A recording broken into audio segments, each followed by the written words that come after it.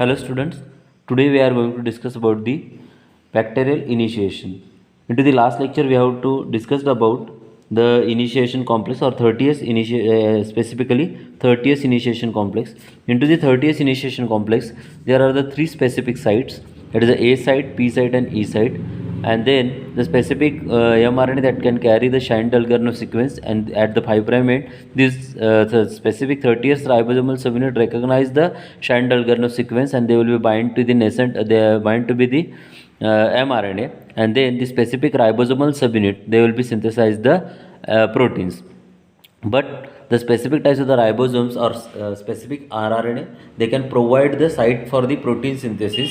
And first totally it is of 70s type. Into that 50s and 30s, 50s it is a larger subunit, 30s it is a smaller subunit, but the specifically Shine-Dalgarno sequence is recognized by the 30s ribosomal subunit, and this 30s ribosomal subunit when bind to this mRNA they can form the 30s initiation complex. This 30th initiation complex consists A site, P site and E site. At the A site there it is an initiation factor 1. Also upon the initiation factor 1, that is a initiation factor 2. It is a guanine exchange factor, that is a GTP, and then they can carry the APMET tRNA or formyl methionine tRNA. It is a initiator tRNA.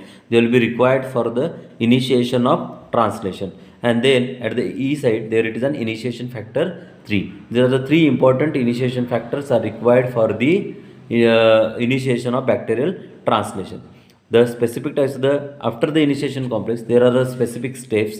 Initiation factor 2 mainly interact with the initiation factor 1, but it also partially recognized with the 30th ribosomal subunit. When the change in conformation of the initiation factor 3, the release of APMET tRNA is takes place. After the change into the initiation factor 2, they will be release the APMET tRNA, and then the binding of large ribosomal subunit. Until the binding of large ribosomal subunit, that is the 50s, it is called as a, before the binding of ribosomal 50s ribosomal subunit, it is called as a 30s initiation complex, and after the binding of the 50s ribosomal subunit, it is called as a 70s initiation complex. So into the present lecture we will be discussed in further the initiation of bacterial translation. So into that up to the 30th initiation complex we have to see in the last lecture. Then the specific 30th initiation complex they will be further modified, or they can carry the 50th ribosomal subunit and it become a 70th ribosomal subunit. So the specific mRNA, it is a 5' of mRNA like this. The specific ribosomal subunit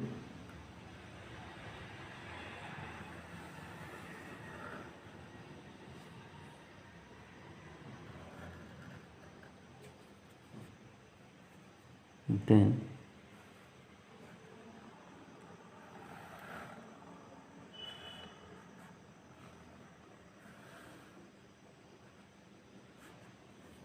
it is E site.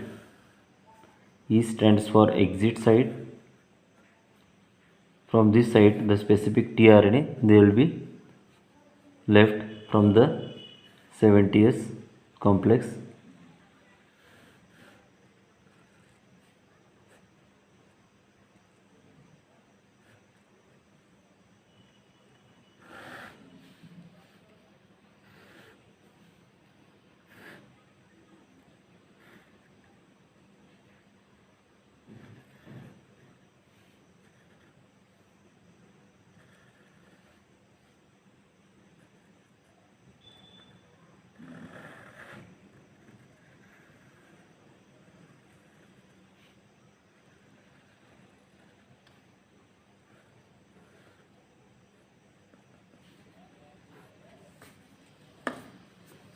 It is a 30s. This is a 50s. Total it is a 70s. Then the specific A site, P site and E site. At the A site there it is a specific sequence they can recognize the initiator tRNA, that is the FMET. It is like this. It is the FMET tRNA.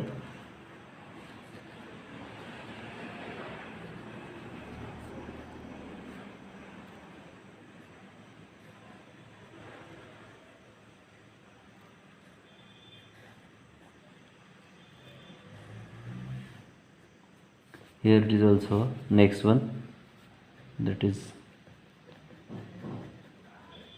a second one, that is the next factor, that is the EFTU, that is the elongation factor temperature unstable, and also that consists GAF, that is a guanine activating factor, it is a GTP. GTP converts into the GDP plus inorganic phosphate, and the CF2TU, they can carry the specific tRNA on the A side. A stands for the acceptor site. Then the specific EFTU,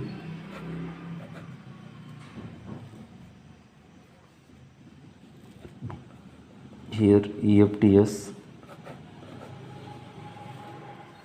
then EFTU,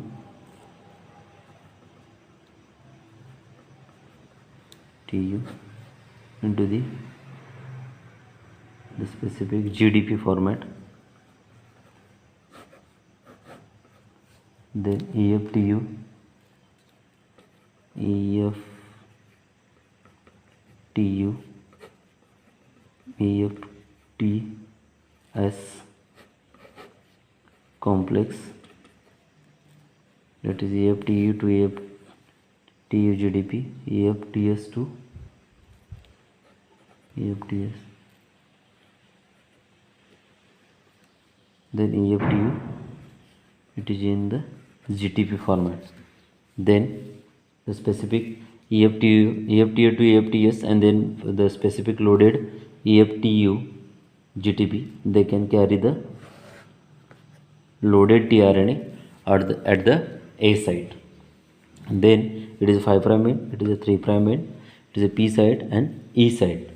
So they can form when the specific types of the when the specific initiation factor 3, they will be released from the exit site, and after that the binding of 50s ribosomal subunit, this 50s plus 30s, they can form the 70s initiation complex. They can form the 70s initiation complex, and it is known as, when the specific 70s initiation complex will be formed, it is called as, it is a end of initiation. Here the end of initiation, the specific types of the 70s initiation complex, that consists 30s plus 50s. Into the previous one, the specific, here the change is that into the starting initiation, that is a ribosomal, that consists the 70s, but it is divisible into the two parts, 50s plus 30s. This 30s, where the specific Shine-Dalgarno sequence present on the mRNA, they will be recognized the 30s ribosomal subunit. 30s ribosomal subunit, that consists the three sites, A site, P site and E site. At the E site, there it is an initiation factor 3. They will be inhibit the binding of large ribosomal subunit, that is a 50s. Then at the P site, there it is a FMET or loaded tRNA. It is carried by the initiation factor 2. Initiation factor 2, it is a specific initiation factor. They will be bind only the FMET tRNA. Only the methionine or formyl methionine amino acid, it is carried by the initiation factor 2, and others, all amino acids are carried by the EFTU, that is the initiation factor temperature unstable. Then at the A side, that is an initiation factor 1, and on the upon the initiation factor 1, there it is an initiation factor 2. Then the formyl methionine tRNA, they will be drop on the initiation point or at the initiation codon, that is the AU that is present on the P side, and after that the specific initiation factor also we have to discuss into the last lecture, that is the initiation factor 2 mainly interact with the IF2. Into the last point, initiation factor 3, the release of peptide tRNA takes place, and then the binding of large ribosomal subunit. There, when it happens, that is there is a conformational change into the initiation factor 3. The initiation factor 3, they will be released from the exit site, and then the specific large ribosomal subunit, they will be bind to the small ribosomal subunit, and the specific 30S initiation complex, that is a 30S initiation complex, they will be further converts into the 70S initiation complex, and the formation of 70S initiation complex, it is the end of initiation process or end of bacterial translation. Into the 30S initiation complex, there are some changes at the A site. Into the 70S into the 30S initiation complex, there it is a initiation factor 1, and here it is a EFTU, and the EFTU, it is responsible for the transfer of loaded tRNA at the A site. Then upon the specific, the same work it is carried out by the IF2 in case of the initiation, and the same work it is carried out into the elongation process, that is the EFTU. Then at the P site, that is the peptide tRNA, and then E site is remain empty, and because of this the specific large subunit, they will be bind to the smaller subunit, and there it is a formation of 70S initiation complex, and the formation of 70S initiation complex, it is a end of initiation. So here the specific EFTU and EFTS. EFTU means initiation factor temperature unstable, and elongation factor temperature unstable, and that is a elongation factor temperature stable. This specific EFTU, they get converts into the GDP form. It is a guanine exchange factor. GTP get converts into the GDP, and the release of loaded tRNA. Then the specific EFTU, they will be converts into the EFTS. This EFTS and EFTU, they can form the complex, and this EFTU remain, they will carry the loaded tRNA in the form of GTP, and after the guanine action of guanine activating factor, the guanine exchange factor, they will be specific GTP get converts into the GDP, and the specific, it is a specific and continuous cycle. They can carry the loaded amino acids up to the from cytosol to the site of translation.